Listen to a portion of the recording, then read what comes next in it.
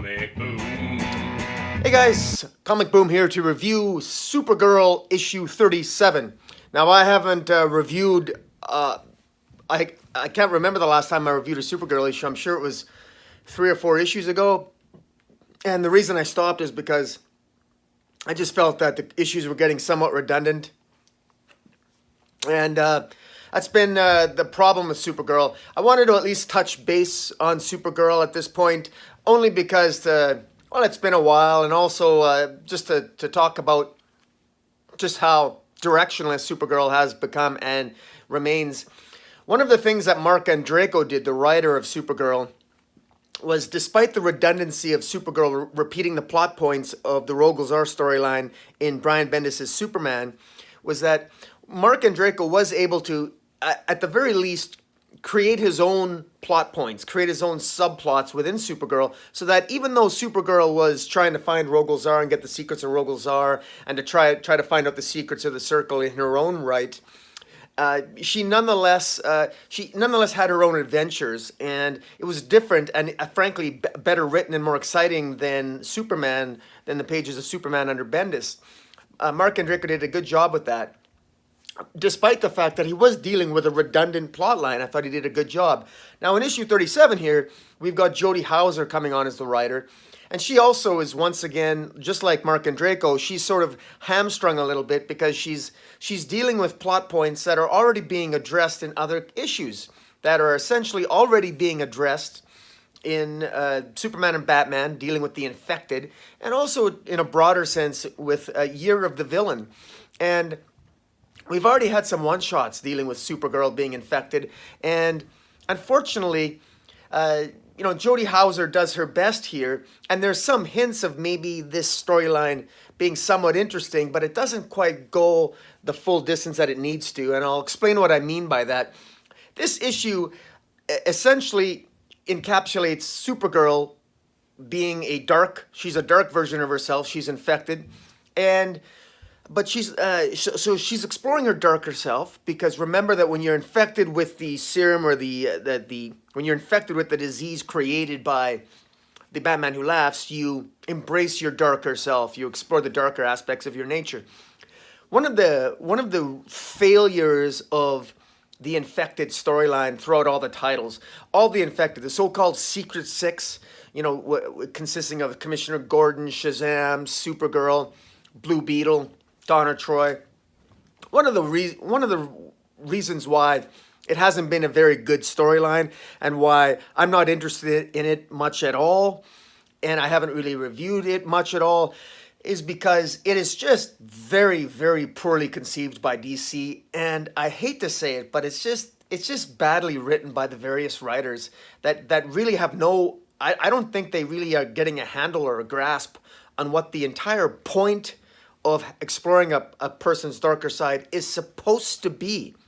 There seems to be generic, one-dimensional storytelling on DC and the infected in general. They seem to be premising all of their writing, and this is for all of them, whether it's Shazam, whether it was Blue Beetle, whether it was Donna Troy. They seem to assume that, well, just because you're exploring your dark side, you must be evil, you must be a jerk, everybody must hate you, and you're probably not afraid to kill, and you're just really doing things badly, and you're evil. And that is kindergarten writing. And where I'm going with this is, and there's hints of some betterness, there's hints of some better writing by Jody Houser here, but just hints. And that is this: just because you're exploring your darker side, just because you are infected, it should not necessarily mean that you're any less heroic. You can have if you explore the dark version of yourself, so what if you become a jerk? You can still be a hero, you can still be effective, you might even be better. I mean, tell me that wouldn't be a more exciting storyline. Wouldn't it actually be better writing if at least one of these infected actually became better, became more productive, became better at fighting bad guys? Who says you got to become evil? That's the failure of this entire storyline, this whole idea of the infected. The entire, think of how much more interesting that would be if the Batman Who Laughs could legitimately point to some members of the Secret Six, as opposed to almost none of them, and say, look at that character, that character. Look at these heroes that were infected. They're actually better now than they used to be. They're saving more lives. They're making the world a better place. Now, I know you're thinking, well, it's the Batman Who Laughs. The Batman Who Laughs wants to make the world miserable. But why not shake it up a bit? Why not say, even against the expectations of the Batman Who Laughs, why not have it that at least one villain or one character is actually, despite being infected, more effective and a better hero? That's the opportunity here that could arise with Supergirl. And in this issue of Supergirl, issue 37, Jody Houser essentially has Supergirl just being confronted by Superman and Batman, and they try to reach her. Because Supergirl does something heroic. She saves some kids with a bus, very cliche scenario with a bus is about to fall off a bridge. Supergirl saves it, but Supergirl, because she looks all dark and evil, she scares the children that she saves, and she gets angry at the person who ran into the bus accidentally. His tire had blown out, and she's about to potentially harm the person for hitting the bus to fall over the bridge. Superman intervenes, tells her, look, you're infected, help us find the cure. And it's quite obvious that Supergirl is struggling. So there's a part of Supergirl that's trying to overcome the virus within her. But I say again, it would have been a much more interesting take had Supergirl simply continued to explore her darker side and embrace it and actually be effective and actually be more effective. The darker version of Supergirl here wants to save the Earth, and so I like how Jody Houser sort of links that maybe to Supergirl still has some hang up about losing candor. I think that's not explicitly stated, but I think it's clear. I think Jody Houser's take is that Supergirl is trying to overcome all this. Supergirl has lost her family. Unlike Superman, of course, she came to Earth as a young teenager, so she remembers her family, she remembers Krypton, and she remembers Kandor. She lost Kandor with Rogol. So now if she's exploring her darker side, it makes sense that if she's infected by a virus and she's exploring her darker side, that maybe she could have a dark obsession to save the Earth from itself. And how that would affect her actions is an interesting angle. Jody Houser has got the most interesting take out of all the titles so far, in my view. But she doesn't go far enough in my mind, because there seems to be this take by Superman and Batman that even though Supergirl was infected by the virus that was technically meant for Superman, the running theory is that, well, because she was infected with the Batman Who Laughs virus that was initially meant for Superman, that because it infected Supergirl, because she intercepted that Batarang that had hit the Batarang, that maybe the virus is having a different effect on Supergirl, so that she has some hope to overcome the darkness.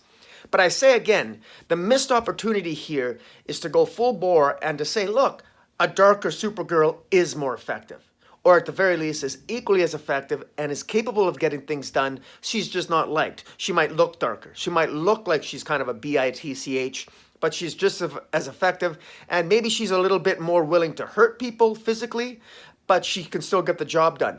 That would have been a controversial storyline. It would have been more interesting. But unfortunately, none of the titles, in my view, are really doing that or exploring that in the way that and they're not, in my view, the interesting philosophical questions about what is heroism. Can you not be dark and also be heroic? That's the question that should be explored with the infected, but it isn't. And when you have a Year of the Villain that has basically been infecting all of the DC titles, the fact that that question is not being posed, can you be dark and still be effective? Can you be dark and still be heroic? Can you be somebody who explores your evil side a little bit more and actually do some extraordinary things? I believe you can.